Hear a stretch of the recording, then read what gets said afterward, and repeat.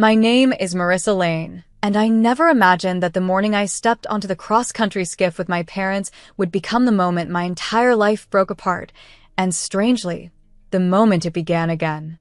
The sun had only just risen over the Atlantic Ocean, stretching long silver lines across the water, and the gentle wind carried that familiar salt smell I had grown up with along the coast of Charleston, South Carolina, United States of America. Our house stood just a walking distance from the shoreline, a two-story white wooden home with light blue shutters and a wraparound porch that creaked every time a breeze passed through. I always thought of that house as peaceful, even if the people inside it were not. My parents never fully loved anyone except each other and money. I, for a long time, had just been an extra weight they carried. It was my dad, Gregory Lane, who invited me on the morning skiff ride. "One last ride before you go off to college," he said, acting like a father who cared. I wanted to believe him, because believing in good things made life easier. My mother, Denise, had waved from the porch, wearing that polished smile she used when neighbors were watching. It didn't reach her eyes. But the day was beautiful, and I wanted to float in the illusion of a kind family for just a little longer. Once we were out on the water, far enough that the house behind us blurred into the horizon, the boat rocked softly beneath my feet. The sky was wide and open, and I found myself relaxing in a way I hadn't in years. My dad kept his hands tight on the wheel, staring ahead with a tense jaw, while I sat on the edge of the skiff, letting my fingers drag through the cool water. My mother sat behind him, checking her reflection in her sunglasses. It was quiet, peaceful even. Too peaceful for what was coming. The calm shattered when my dad's phone buzzed. The sound sliced through the air, like a sharp blade. He glanced at the screen, and I saw the name before he tried to hide it. Harper and Cole Law Firm. My grandfather's lawyers. My father hesitated, then answered with a stiff voice, putting the call on speaker as if he wanted both of them to hear whatever news was coming. "Mr. Lane," a steady, professional voice said, "we're calling to confirm you received the formal reading of your father's will. As stated, your daughter, Marissa Lane, is now the sole heir to his estate. The total value is approximately $500 million. Congratulations to her." Silence rushed in after the words. A deep, suffocating silence. My mother froze with her hand midair, sunglasses reflecting the ocean. My dad did not breathe. His entire face changed, like something dark slipped down behind his eyes, covering whatever humanity was left. "$500 million," he whispered, almost choking on it. "All to you." My heart pounded. I hadn't even known the amount. My grandfather, Robert Lane, had been a wealthy man, yes, but he lived simply. I thought he might leave money for my education, maybe a house someday. But $500 million? I couldn't speak. My mouth opened, but no sound came out. "Dad, I tried to say, but my voice cracked." He turned toward me slowly. Too slowly. Like a storm gathering strength. "You know what happens now," he muttered, his voice low and cracking like thin ice. Before I even understood, he lunged. His hands clamped around my arms with a force I didn't know he had. His fingers dug into my skin. My mother didn't scream. She didn't even stand. She just watched, a small smile tugging at the corner of her lips, like this was something they had already discussed. "If you're gone," my dad said, pulling me closer to the edge, "it all comes to us." That was the moment everything inside me collapsed. And then he shoved me. There was no warning, no hesitation. One moment I was standing on the skiff, the next my body was flipping backward through the air. I hit the ocean like a stone dropped from a building. Water exploded around me, stabbing into my ears and eyes, swallowing me whole. The shock stole my breath. For a second, I couldn't tell which way was up. They thought I couldn't swim. But they were wrong. My grandfather had taught me when I was just 6 years old. Every summer, he took me out to the quiet coves near Folly Beach, teaching me how to float, how to kick, how to rise even when the waves crashed over me. "The sea is honest, Marissa," he always told me. "It can knock you down, but it won't lie about what it wants. People lie. The ocean doesn't." I had laughed then, not understanding. But now his words wrapped around me like a rope pulling me back to the surface. My lungs burned for air. My arms felt heavy, but I pushed upward, kicking hard until my head broke through the surface. I gasped, gulping salty air. Above the roar of my heartbeat, I heard my mother laugh. "Is she gone?" she called over the engine, her voice bright, almost cheerful. "Of course she's gone," my dad replied. "She never learned to swim." They didn't even look back to check. The skiff sped away, its engine roaring louder as it cut across the water, shrinking into a white speck against the endless blue. The people who were supposed to protect me, my own parents, had left me in the middle of the ocean for money. I lay on my back, letting the water hold me. Tears slid down my temples, mixing with salt water. I should have been terrified. I should have panicked. But instead, something inside me hardened. Something fierce. Something that felt like survival and justice woven together. "You're going to regret that," I whispered, the words trembling out of me. Then I turned, took a breath, and began to swim toward the faintest shadow of land far, far away. I didn't know how long it would take. I didn't know if I would make it. All I knew was this: I wasn't dying for them. I don't know how many hours I swam. Time on the open water stretches in strange ways, longer, heavier, as though every second weighs a little more than the one before it. The sun climbed high, warming the back of my neck even as the ocean drained the heat from the rest of my body. My arms felt like they belonged to someone else. My legs stiffened with each kick. Still, I kept moving. Stroke, breath, hope. Stroke, breath, memory.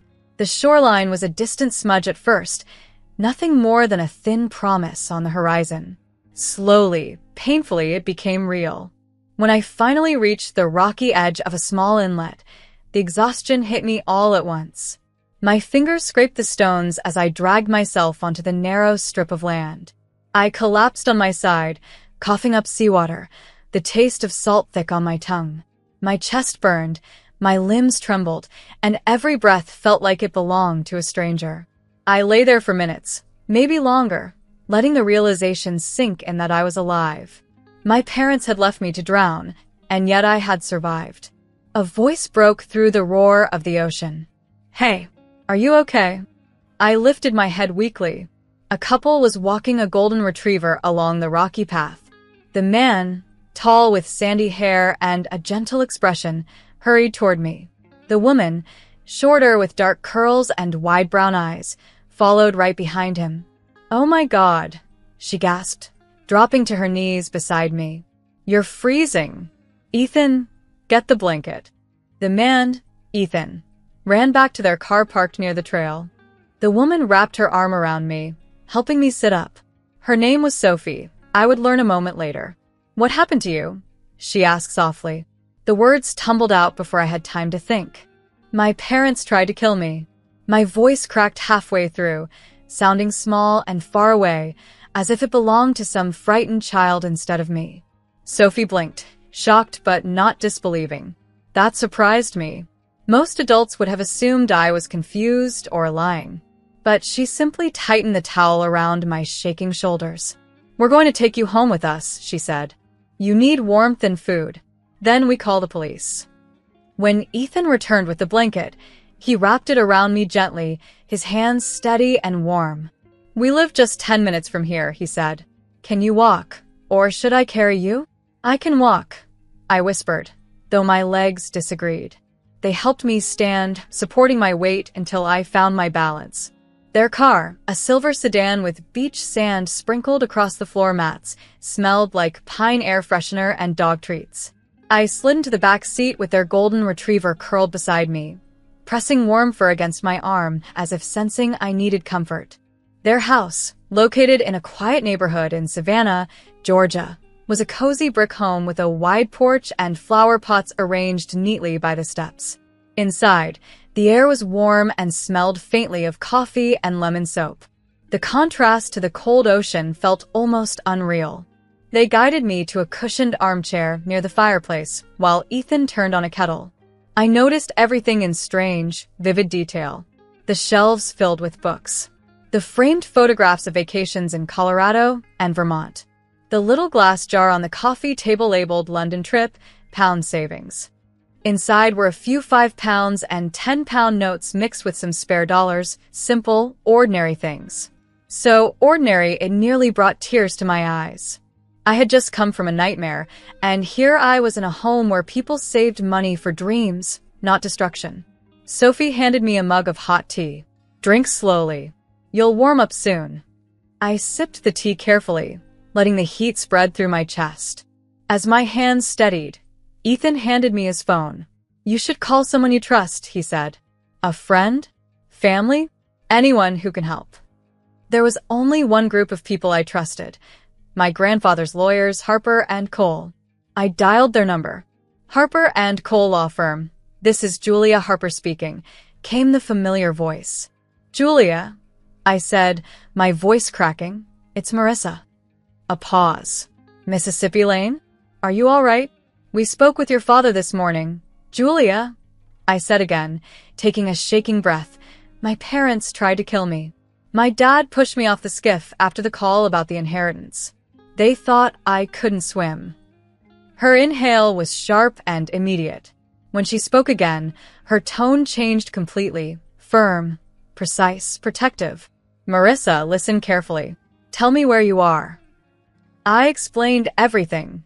The skiff, my mother's laughter, swimming for hours, the couple who rescued me, their home in Savannah. Are Ethan and Sophie still with you? She asked. Yes. That is good. You have witnesses.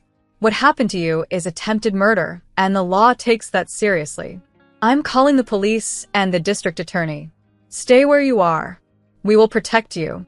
I almost cried when she said we. It was the first time in years someone had spoken to me with such certainty, as if my life mattered. Within an hour, there was a knock at the door. 2 detectives entered. Detective Marcus Hayes, a tall, calm man with gray hair at his temples, and Detective Olivia Price, sharp-eyed and steady, someone who looked like she had walked through storms and never once stumbled. They interviewed me on the living room couch while Sophie sat beside me, offering silent comfort. The detectives asked clear, methodical questions where exactly the skiff had been, what I heard, what I saw, what my parents said. They spoke to Ethan and Sophie, too, recording everything. When they finished, Detective Price folded her notebook and said, Your parents think you're dead. That gives us one chance. One chance for what? I asked, leaning forward. To catch them celebrating your death and tie it directly to the inheritance motive, she said. Your lawyers are coordinating with us. We're going to your house in Charleston. Plainclothes officers will be waiting inside before your parents return. Detective Hayes nodded. When they walk through that door, thinking they've killed you, they'll incriminate themselves. They always do. I felt a strange ache in my chest. Not sadness, exactly. More like the final breaking of something I had been pretending still existed. That used to be my house, I whispered. It still is, Detective Price said gently. And after this, it will never feel unsafe again. They gathered their things, promised updates, and left the house. The door closed softly behind them, leaving me with Ethan and Sophie, the quiet hum of the heater, and the weight of everything that had just begun. I didn't know then how the night would end. I only knew this. My parents' home, my home, was no longer waiting for them. Something else was justice. The next evening felt strangely quiet, as though the air itself was holding its breath. I sat alone in a small guest room inside a state-owned safe house on the outskirts of Atlanta, Georgia. The room wasn't cold, yet I kept pulling the blanket tighter around myself, as if my body remembered the ocean's grip from the day before. The plain cream-colored walls reflected the warm yellow light from the bedside lamp, and the sheets beneath me smelled like laundry soap, clean, soft, distant, like a hotel that wasn't meant to be lived in, only passed through. I still felt like a ghost wandering through someone else's world. I wrapped my hands around a mug of hot chocolate, trying to absorb its warmth into my bones. My phone lay beside me, screen dark but filled with the promise of news I did not know whether to dread or crave. I had been told not to contact my parents under any circumstances. Safety comes first, my lawyers had repeated more than once. For the first time in my life, People were protecting me, genuinely, with no hidden motives, and I didn't quite know how to receive that kind of help.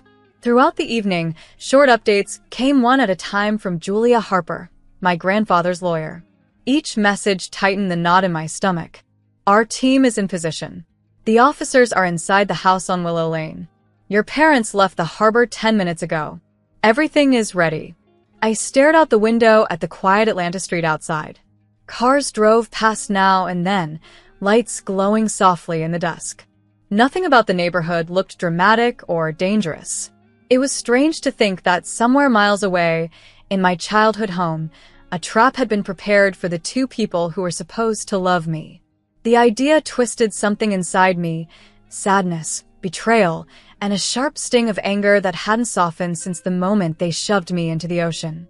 To calm myself, I closed my eyes and pictured the house they were walking toward. The house on Willow Lane with the oak tree whose branches reached wide like arms. The tree where my grandfather once carved our initials into the trunk during one warm summer afternoon. The porch swing he hung with his own hands when I was 8, swaying gently whenever the breeze rolled in from the water. I imagined the silver truck my father always parked crooked in the driveway.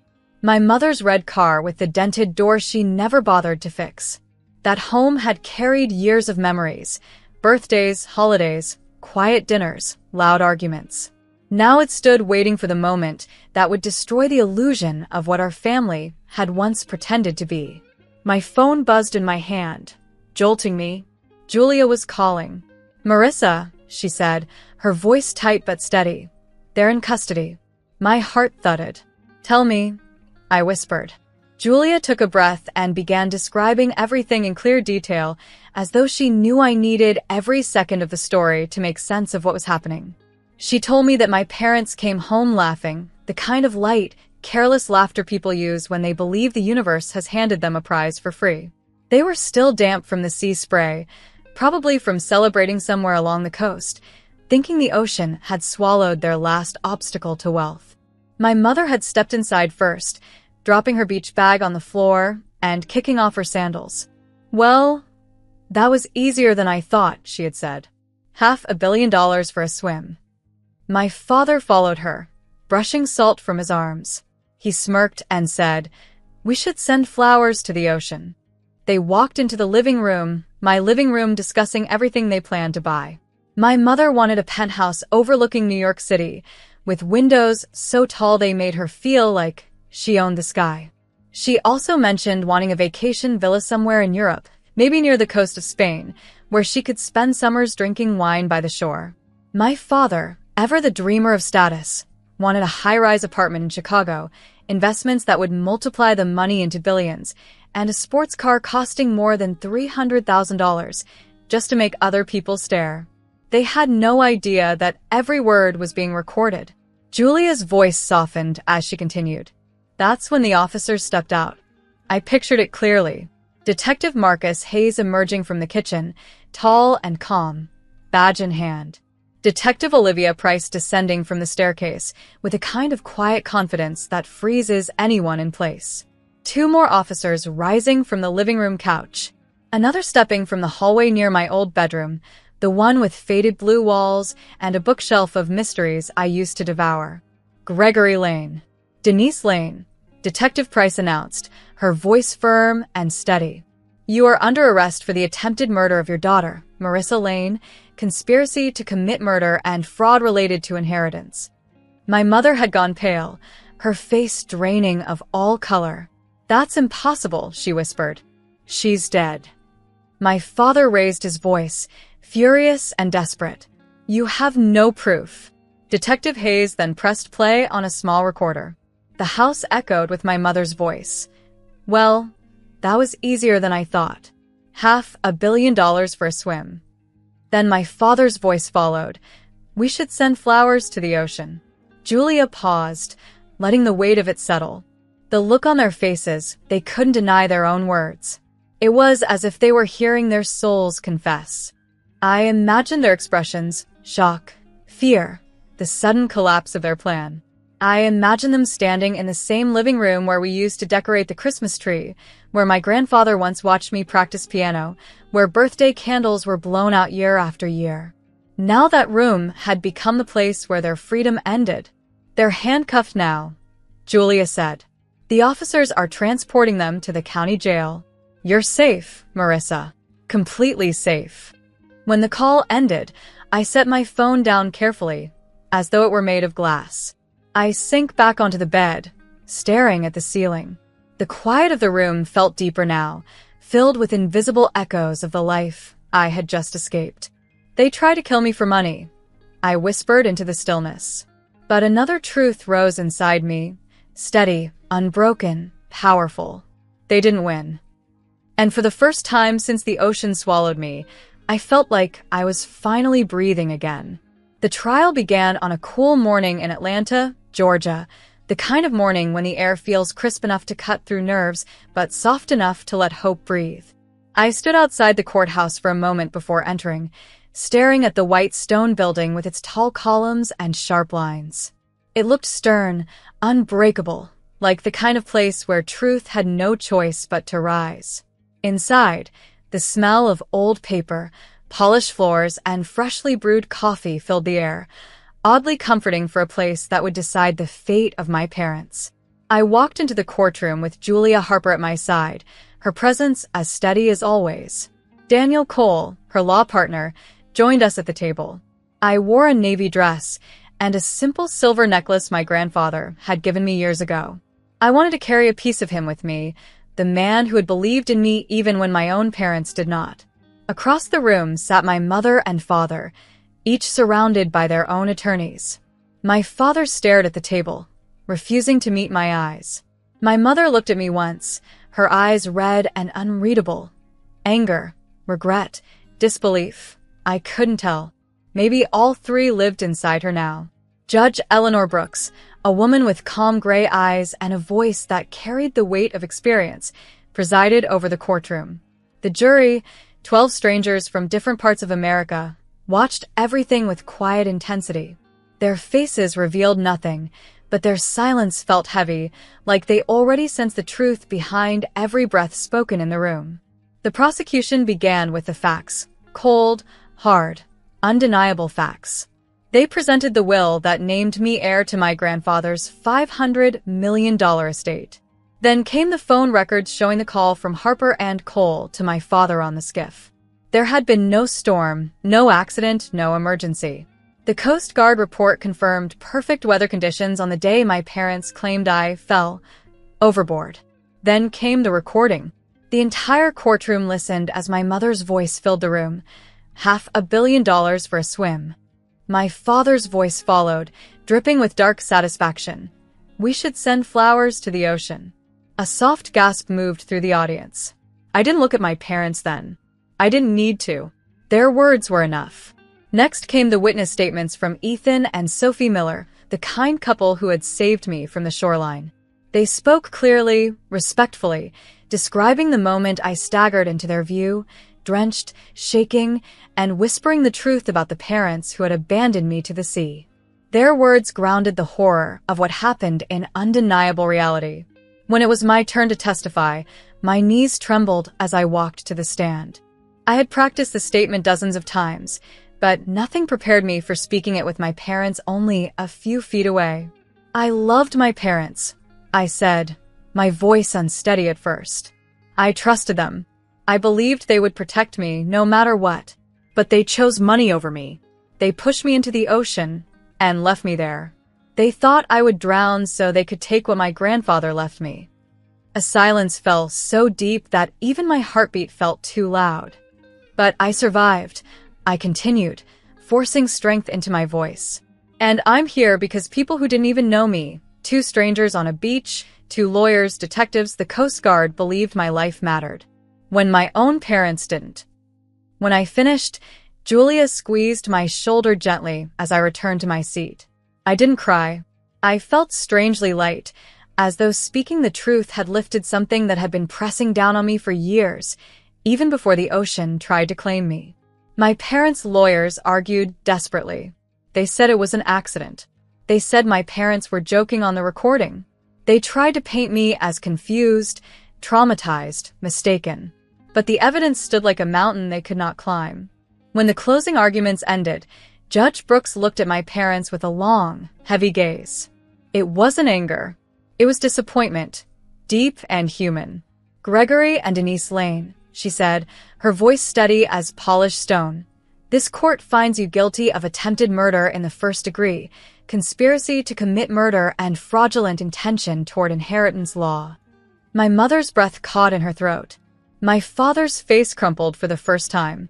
"For these crimes," Judge Brooks continued, "you are each sentenced to 35 years in federal prison and ordered to pay $50 million in fines and damages." The gavel struck once. Sharp. Final. The guards placed handcuffs on them. My mother cried. My father whispered something I couldn't hear. I didn't look away.